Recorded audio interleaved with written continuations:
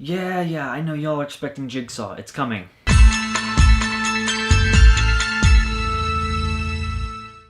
Oh my god!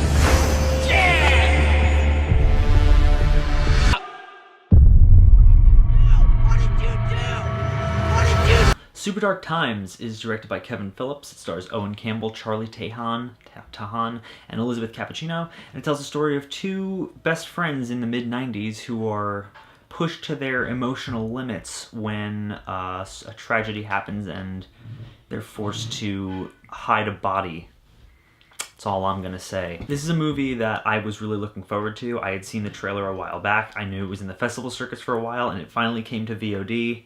And I finally got around to checking it out last night after the whole insanity of reviewing everything from Brooklyn Horror Fest. And I was definitely happy with what I got. I think this was a really well-crafted film, and it definitely lived up to my expectations for sure. By the time that I ended up seeing it, it was a little overhyped for me, so that killed it a little bit, but it definitely was not a bad movie by any means. I actually quite enjoyed it, and yeah, I'm going to talk about it. Super Dark Times is a movie that takes, like I said, takes place in the mid-90s, and it really captures that overall aesthetic very well. In a society that's pretty much dominated right now by all the 80s nostalgia, things like It Follows, things like Stranger Things, etc., it was interesting to see a film take place in the latchkey, no parental supervision, everyone wearing fucking hoodies and going off and doing their own thing era. This film does a very good job at capturing a certain isolated, lonely vibe that really works well with the overall story of the film being a, you know, a lonely, somewhat angsty teenager. And I think overall this film does a really good job at capturing the feeling of that. It does...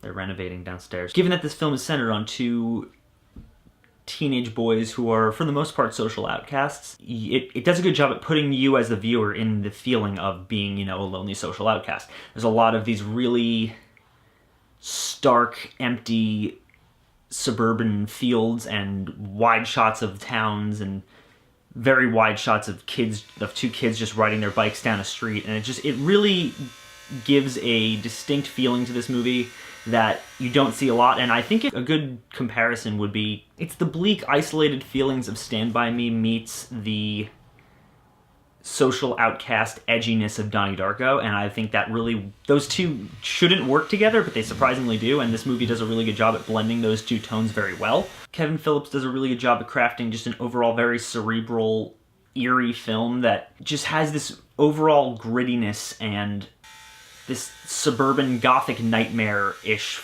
vibe to it, and it works really well. And I think that where this movie shines ultimately is in its tone, is in the way it's crafted to be this very just bleak teenage nightmare of a film, and I think that works really well. Let's talk about the acting. Owen Campbell as Zach does a really, really great job. He is very believable. He's very easy to get attached to as a main character, I feel, especially since the entire movie is pretty much focused on him. He gives a very, very strong performance and a very paranoid, on-edge performance that I think works to sell the overall intensity of this film. Charlie Tahan, or Tahan, again, I don't know, for the bits that he's on screen is very, very good. My problem comes from the fact that he's rather underutilized, as is Elizabeth Cappuccino as Allison. The two of them are very interesting characters when we do get to see them, but the problem is the film does not focus on them nearly enough, especially when you get toward the back half of the film, and the third act specifically, when certain things start happening with Charlie Tahan's character Josh, and he starts acting in certain ways that don't feel very natural, because we never saw what it took for him to get to this point. Since the entire film we've been focusing on Zach, and we've been seeing what he's been going through, but we never get to see Josh's perspective on anything. So when things go off the fucking rails and he snaps, it doesn't quite feel believable, because we never got to see anything of his mental state deteriorating throughout the film. And I do wish we had seen a bit more of that. I feel as though that takes a fair bit away from the third act and makes it feel kind of rushed because we just have to get to this climax that feels almost unearned because we only saw half of the build up to it, and I feel that it's not particularly as strong as the first 2/3 of the film, which are tense as fuck and really, really well crafted. All that being said, though, I did very much enjoy Super Dark Times. I think that it deserves a lot of the praise it's been getting, and I'm going to say that it is ultimately a very solid film. It's bleak, it's uncomfortable, it's gritty, and were it not for a rushed third act, I feel that it definitely would have been a must-see. But that being said, there's a lot in this movie that is worthy of praise, and there's a lot in this movie that I'd say is absolutely worth checking out. And it certainly does enough right that it keeps you interested throughout. Even when you get to the somewhat rushed third act, there is still enough going on that keeps you interested, and you're still attached to these characters enough to be invested in what's going to happen.